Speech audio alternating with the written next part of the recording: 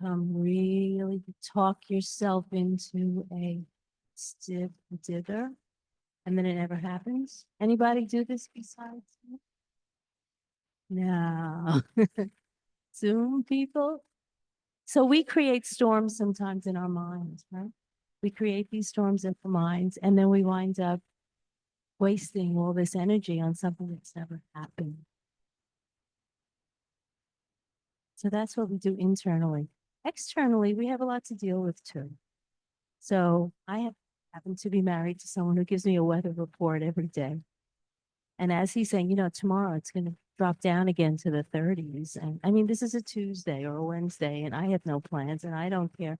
Unless I look out my window and I've got 12 inches of snow that will paralyze us until the plows come through, I don't really care what the weather is.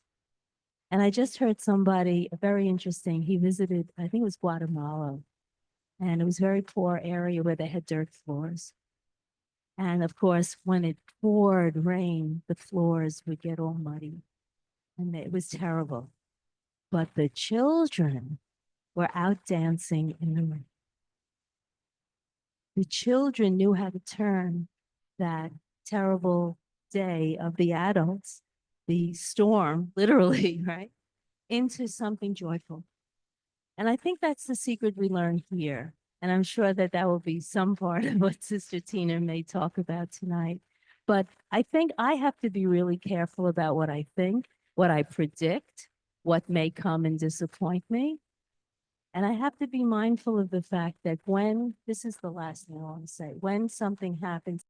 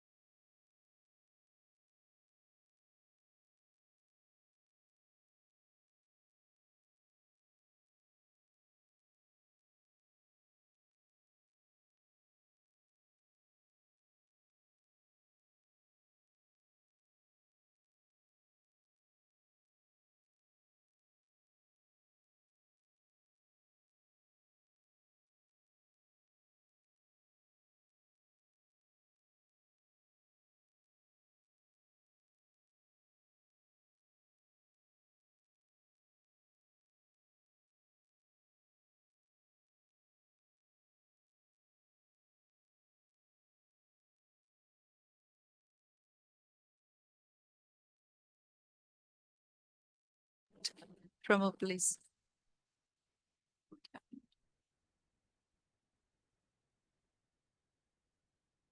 Are you?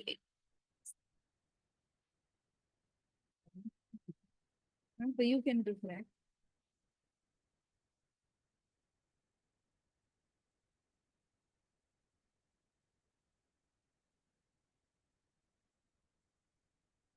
Okay.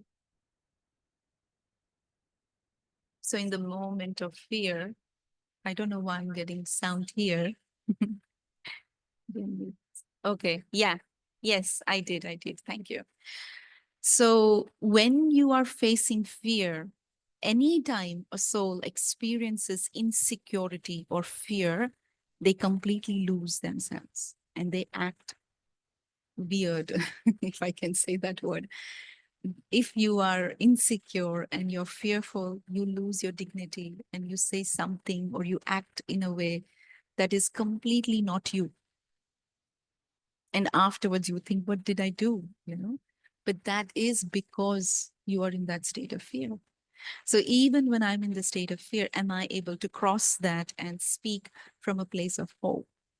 Can I change this? Can I move beyond this? That is the question that we need to ask ourselves. And then being plant research scientist, plants are my all-time favorite, right? Bamboo tree, some of you might know how it is grown, right? In Asia, especially farmers, they put the seed in the ground and then they water it daily. They take care of it. They protect it. And first year is gone and nothing comes up. And they continue to water it. They continue to take care for the second year and nothing happens. And they do this third year, fourth year, and nothing happens. Now, if you and me are putting a seed in the ground and waiting for 1 year, 2 year, 3 year, what we will think? We will perhaps give up and think that, oh, this seed is bad. Maybe this seed doesn't work. This land is not fertile or something like that, right? But the farmers, they continue to water the seed, and something tremendously miraculous, amazing thing happens in the fifth year is that within 6 weeks, the plant grows to the height of 6 feet. So what was happening? I couldn't see anything on the outside, but underground, lot of growth was taking place, right? The roots were growing and growing and growing and making the foundation so strong that when the tree grows 90 feet tall, right, it can support that tree. So that is the power of patience. I can't see anything happening in my life sometimes. I see nothing is changing, nothing is moving, nothing is happening. But sometimes your faith that behind the scenes, someone is working for you. Some things are working, the universal energy, you call it, or the life of drama cycle, whatever you want to call it. It's something is being fixed for you. Something is being worked for you. Somebody is working for you behind the scenes. If I have this faith, then even though up above the ground, I see nothing, but I know underground, a lot of growth is happening, right? And so hope comes from there when I am in a situation where everything is uncertain, for example, right? I bring my hope from that faith that behind the scenes, underground, something is shifting, something is happening, right? So during the times of facing uncertainty, are you able to execute your power of patience and faith? Or you give in very easily that nothing is working? I don't think this is going to happen. I just feel hopeless. What are your thoughts in that moment? You have to think that, right? That if it is uncertain, but still there is certainty that everything will be beneficial. This is what they teach us in Raj Yoga meditation, that everything will happen, will be beneficial for me. And so if I have that faith and I work from that faith, then I can bring the change in my life, right? And then there is this famous story of Nick Vujicic.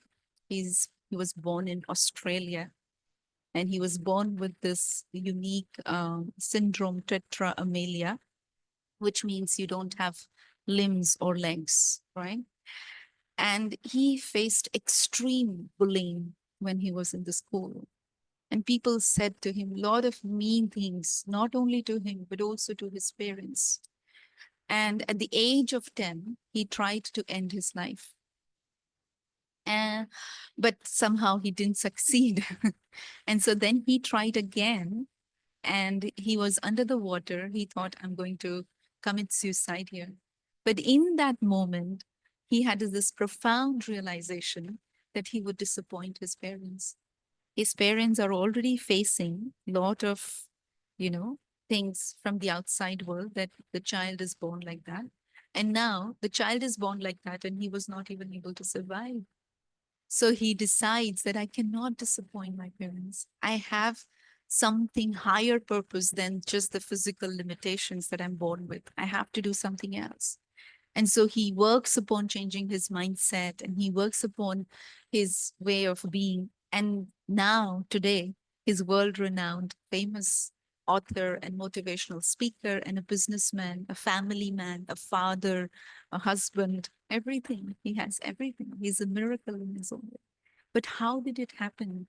And I was thinking what went through his mind. And sometimes you think it's the self-talk, which is extremely important aspect of our being. How do I talk to myself?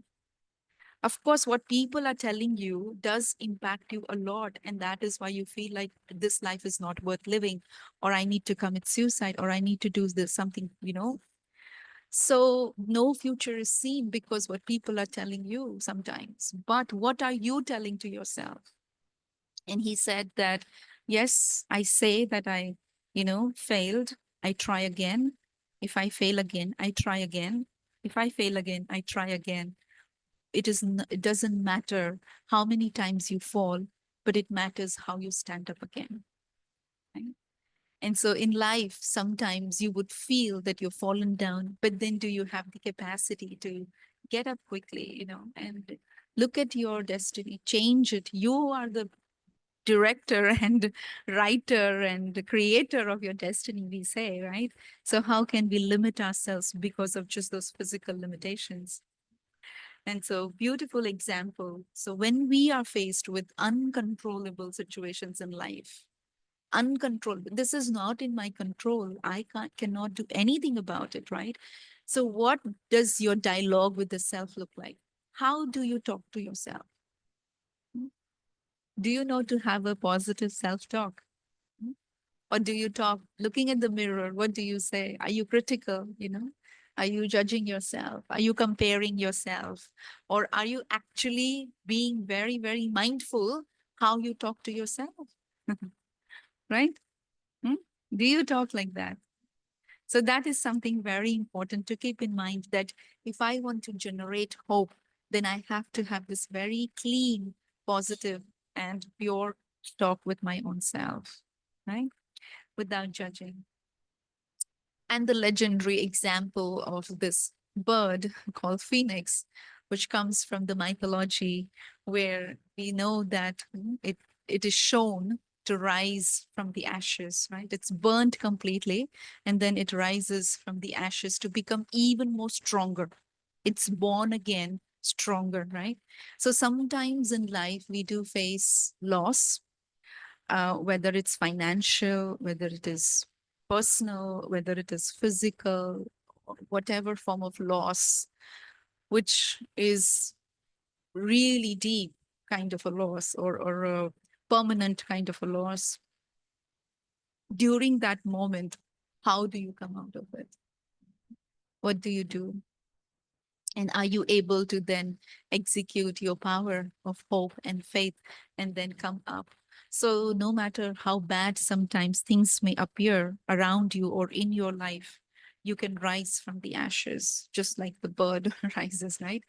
Every storm actually is preparing you for something big. Everything that happens in our life is preparing us for something new. Even when I am staying here, sometimes I feel that this place I'm here because it's preparing me for something more to do, you know. So there is this famous story of J.K. Rowling, this author of Harry Potter, right? She was a struggling single mother and barely able to feed her child. She was living on welfare. she didn't have anything. She was very depressed. And she wrote this book, but 12 publishers rejected it. But she never gave up. And the 13th publisher accepted it. And the history is, we all know. She became the most famous author and has inspired many lives around the world, right? Harry Potter did so well. And so this is what it means, that even though you could hit the rock bottom in your life, how do you get out of it? Is that you never give up, never give up, no matter what. Even if it is 10,000 failures, never give up. You have to tell yourself, I don't have that choice to give up. I don't give myself the permission to give up, right?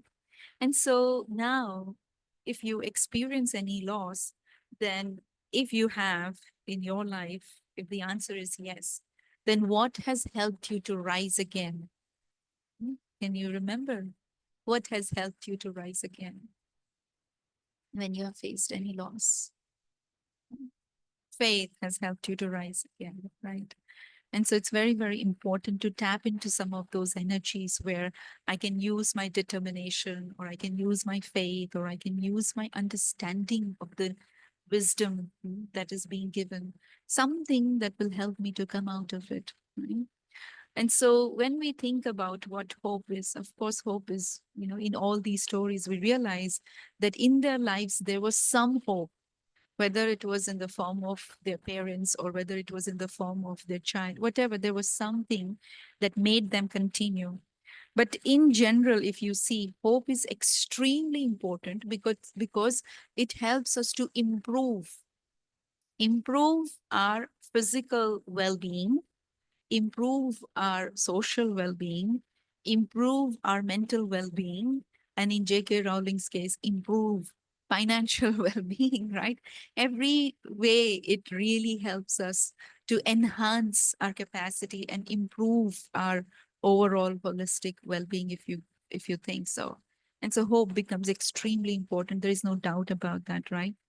But then, if you want to understand what is hope, in the guided commentary, she kept saying, hope is an energy, hope is an energy, right? Hope is more than emotion and feeling. Perhaps it is a way of thinking. It is the way of thinking. What are you thinking? You are thinking that your future, whatever it is right now, you will be better than your today. Whatever is your today, I meant to say. Whatever is your today, compared to that, your future will be better. So if I tell myself, if I am thinking or I'm feeling or I believe that my future will be better than my today, and I have the power to make it happen, right? I have the power to make it so. That is hope. Isn't it simple? Hmm? Simple or not simple? Hmm? That I am able to see a future that is better than today. So what it means is, for hope to be present in your life, you need a goal which is desirable and which is imaginable. I am seeing a future which I want, right? Which I desire. And that future is imaginable. I can imagine that this is how it should be. This is how it should be, right? I can imagine it. So that is the goal. But when I say you have the power to make it so, that means I'm saying it's a very active process of taking action towards fulfilling that goal. How we use hope today in our life. Did you use this word today? Hmm? Did you use this word hope today? I hope I reach on time. Huh? Hi, Louis did that. Or did you say, I hope you're doing well? Hmm? I hope you have a good day. Hmm? Is this really hope? This is not hope. This is like a wish. Because hope means that, of course, you have a good desire here. So it contains the component that is required to be hopeful. So you have a good desire that you have a good day or you feel better or whatever. But I don't have control over it. I can't change anything. I can't take action for it. Right? So in that sense, it's not in my hands. It becomes passive. It becomes passive, which is like wishing something. So better to say, I wish you have a good day, right? So I'm sending you my good wishes. But when I say I am hoping for dot, dot, dot, then I'm actually saying that I am identifying the way I will take the action or whatever action and then fulfill that goal. And one other component that is needed is willpower. I remember when I entered into PhD program, I just had to give some test and I was taken into a PhD program. But after 1.5 years, you're supposed to give prelims. And only if you pass the prelims, then you are really considered a PhD candidate. Before that, you are just normal student. You're not considered a PhD candidate. And when I was in the program, I remember that 2 students before me kind of had to redo it. They were not able to pass it. And I was feeling a little nervous. It's the most stressful time in a PhD student's life is the getting out of the prelims, because you have this committee of 5, 6 professors who are drilling you and trying to, find all different faults in you. And the process is like 3 hours plus, sometimes. And so my professor, before I entered into the hall, he said, "You will be fine. You will be okay." And I guess I just needed to hear that. So when I went inside, I did what I did. I came out and he came back and he said, "See, I told you, you will be okay. You just need perseverance to now finish the PhD." Because it's not an easy path. And of course, anytime you want to achieve something, you want to do something, you have a goal for something, you need that willpower where you have perseverance to continue even in the midst of adversity. Even in the midst of adversity, you tell yourself, I will keep going, I will keep going, I will keep going. And the tunnel might be very, very, very, very long, but there is that light at the end of the tunnel.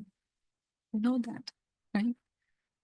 So that's where I feel that when I have a desired goal, which is imaginable, I can see it, right? And I take action towards that goal and I execute my willpower, right? Then hope emerges naturally.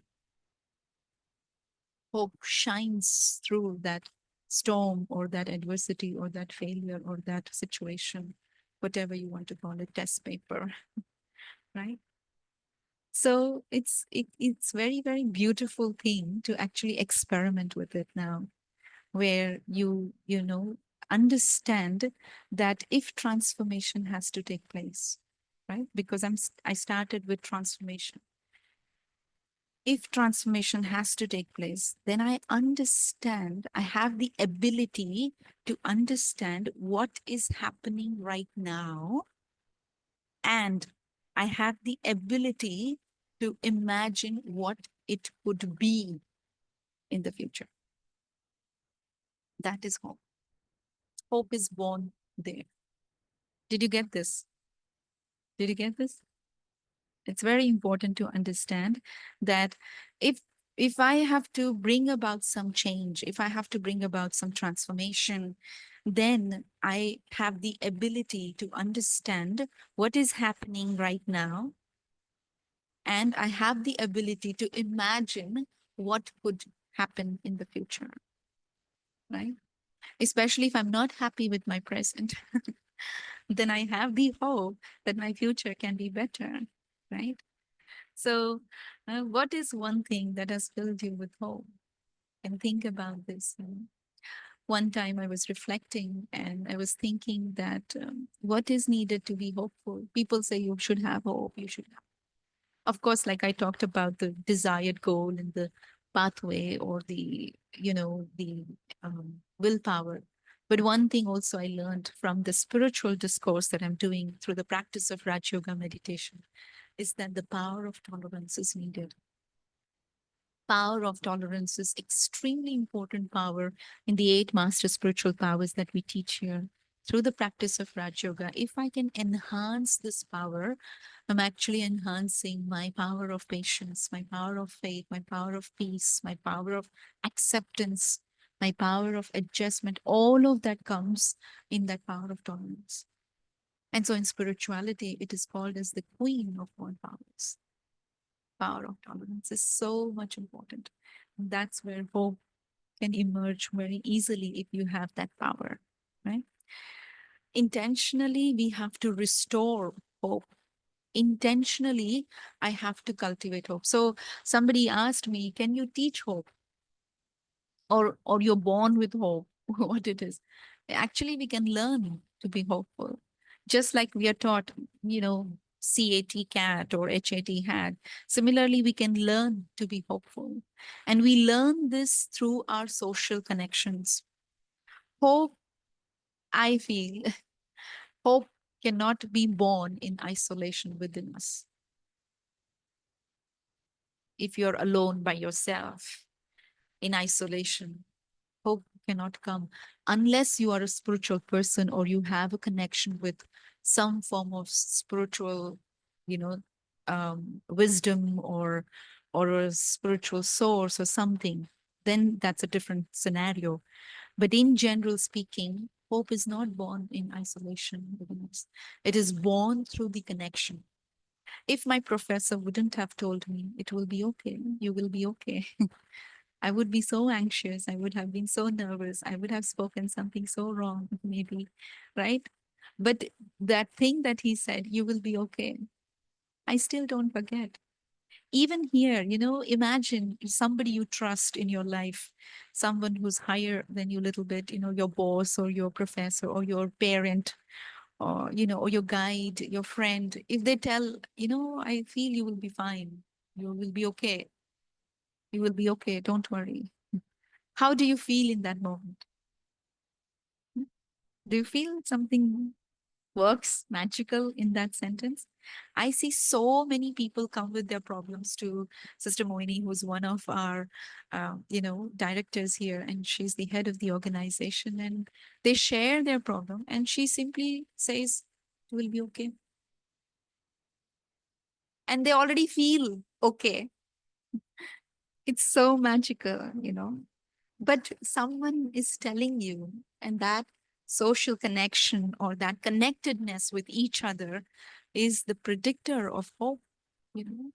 And so that's why we have to intentionally practice some of these things where I can create hope in my life. I can cultivate hope. I can practice. I can intentionally focus on it so that I don't lose myself, right?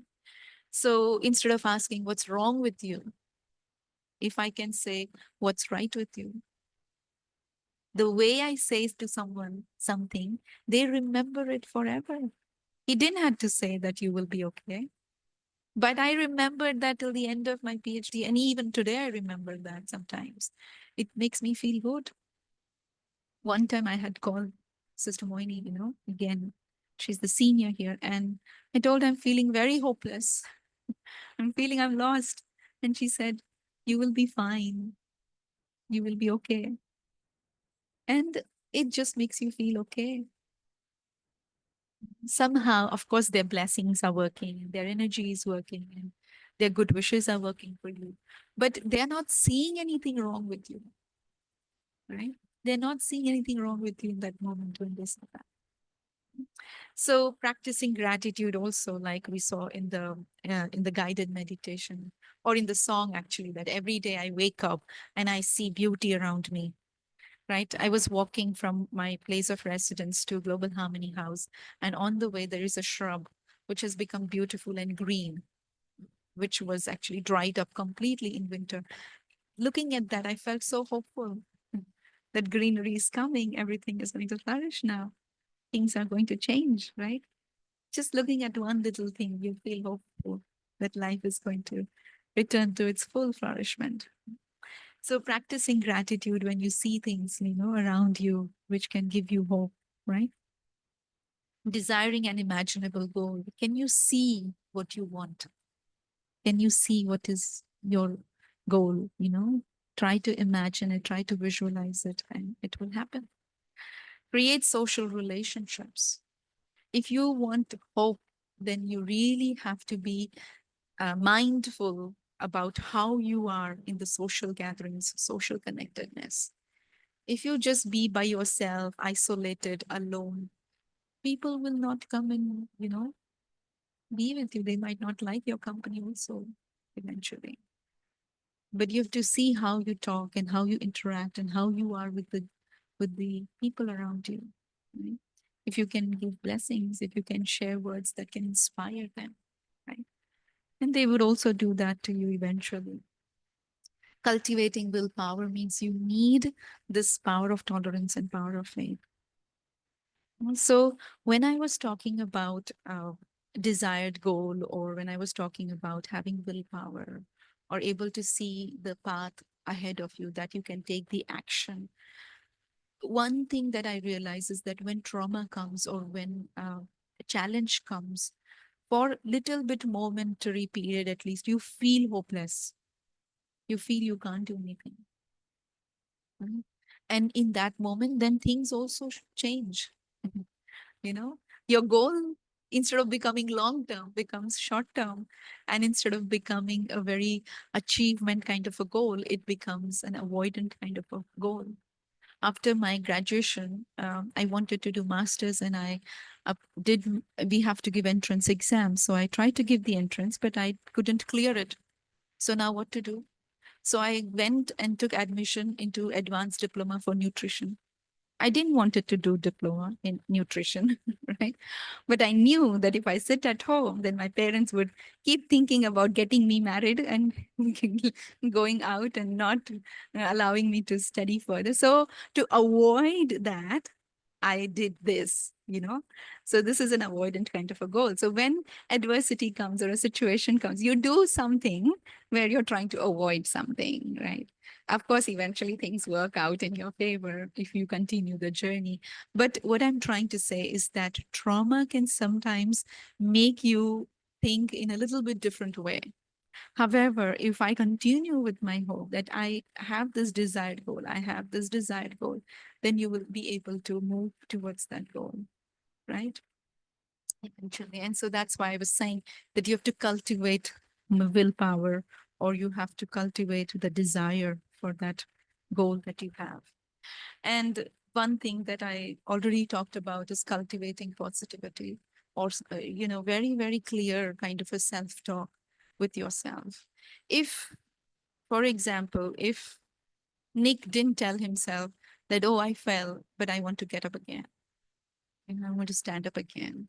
Or if Thomas Edison didn't say to himself that I didn't fail, I just learned something new. Right? Who needs to learn 10,000 ways of a filament not working, right? But this is the positive self talk that I didn't fail. I just learned something new, right? One time jokingly, I told my professor, we should publish things that don't work, so people don't try the same, they don't do the same mistakes, right? And he started laughing and he said, then there will be so many publications, who wants to read the failures like that?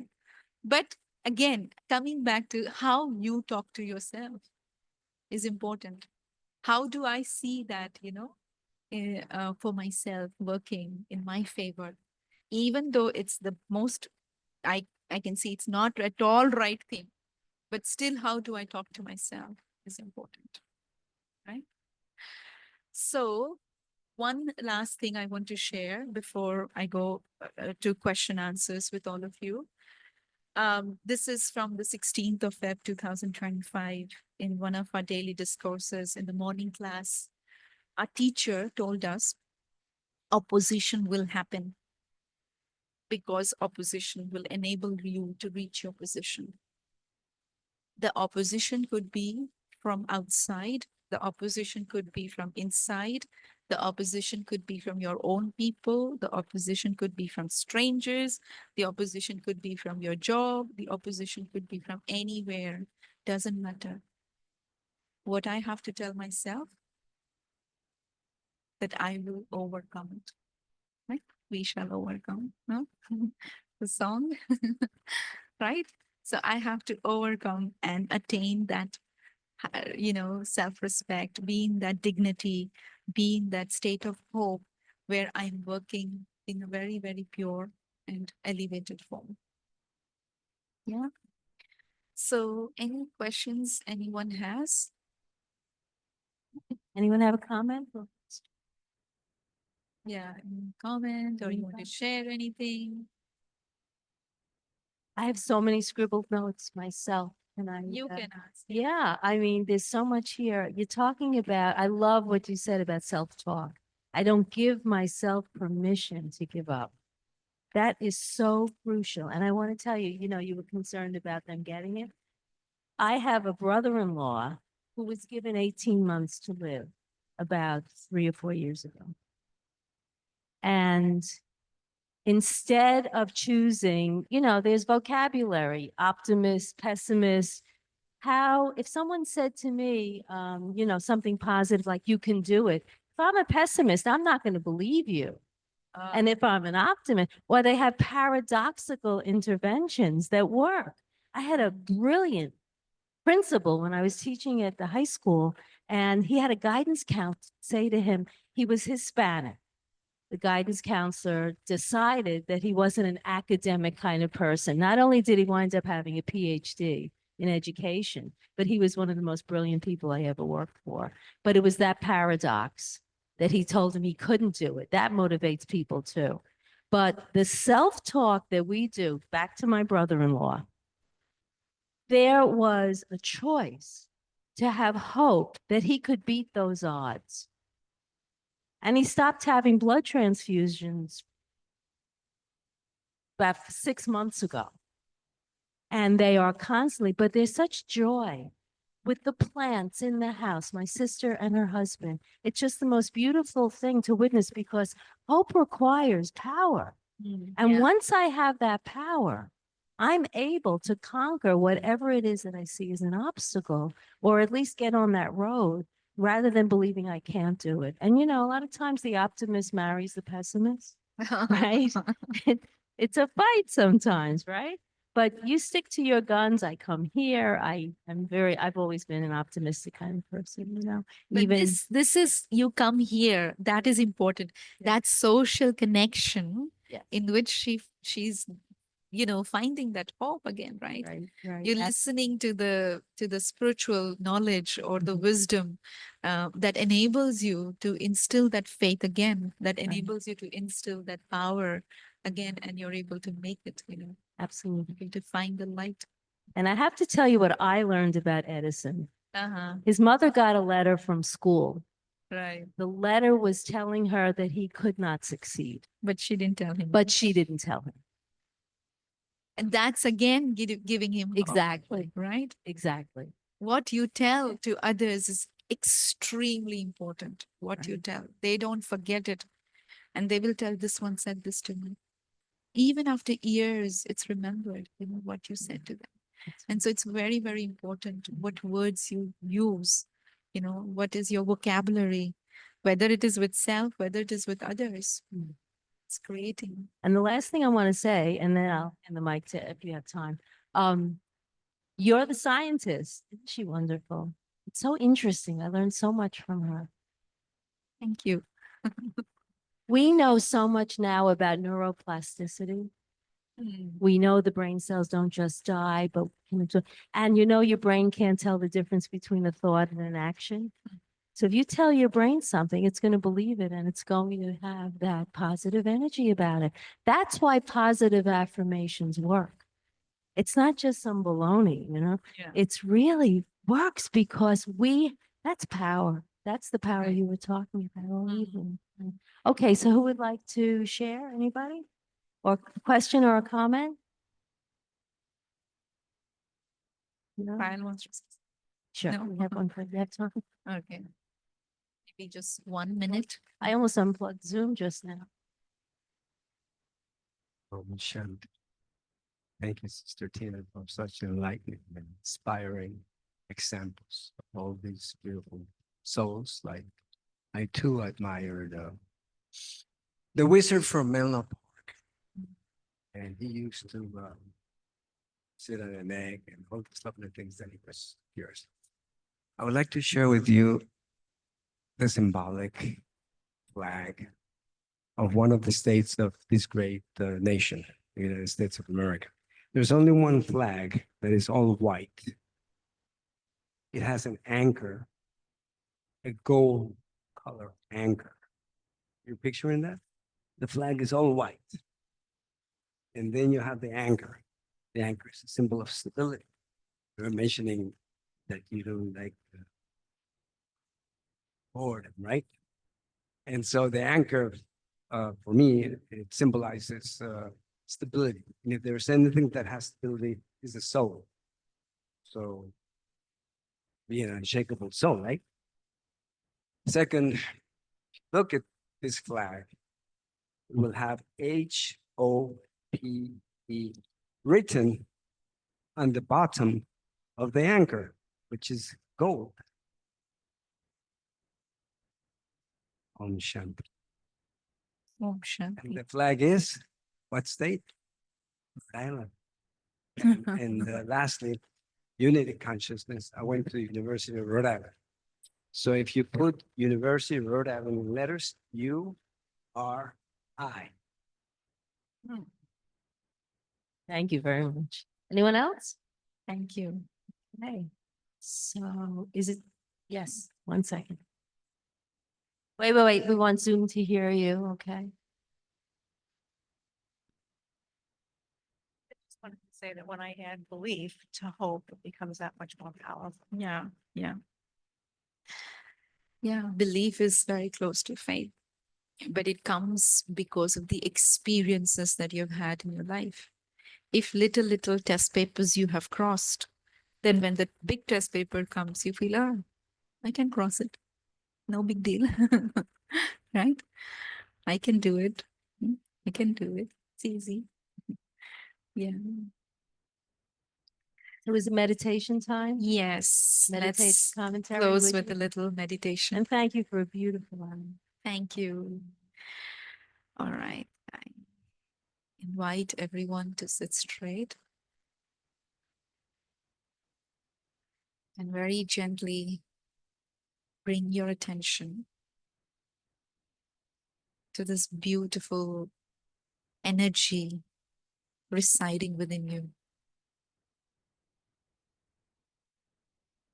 As a sentient living energy, I realize that hope and faith and trust is integral part of me.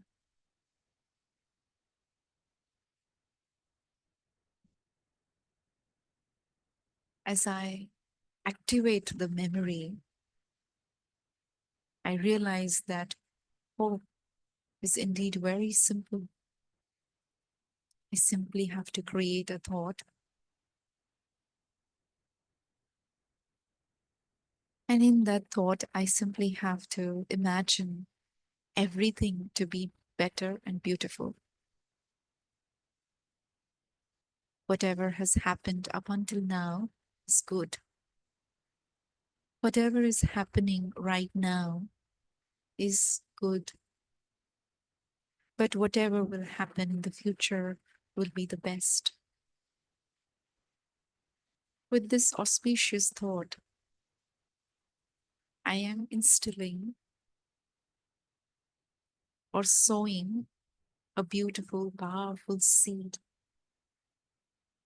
that will bring the fruit of hope into practical. So, in this moment, allow yourself to see where you are in your life, physically, spiritually, emotionally, however you want to see yourself.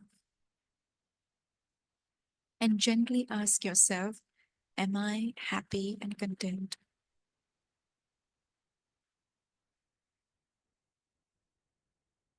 As you answer this question,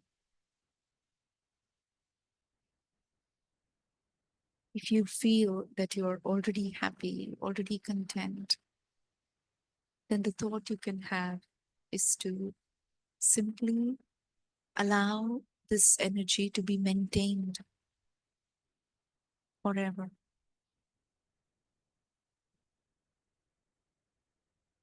And if the answer is no,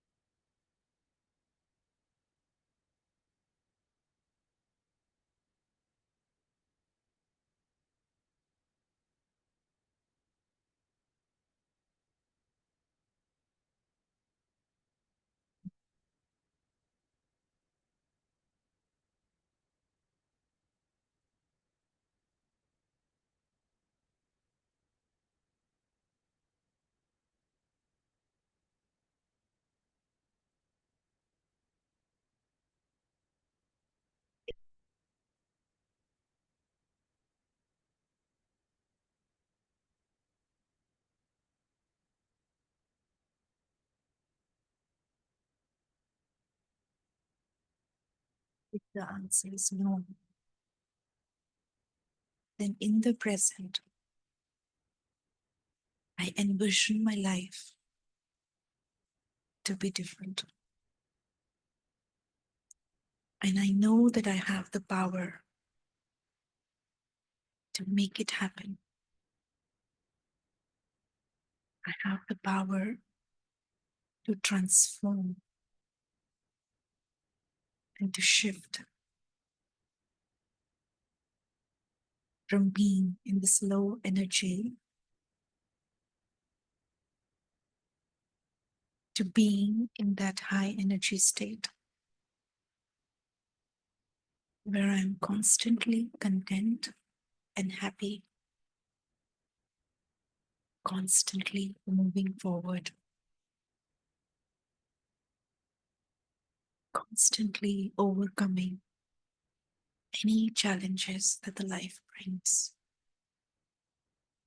knowing that my own better version is coming into existence. I am hopeful and I will share this energy with everyone around me. This is the best gift I can give to myself and to others around me. Om Shanti.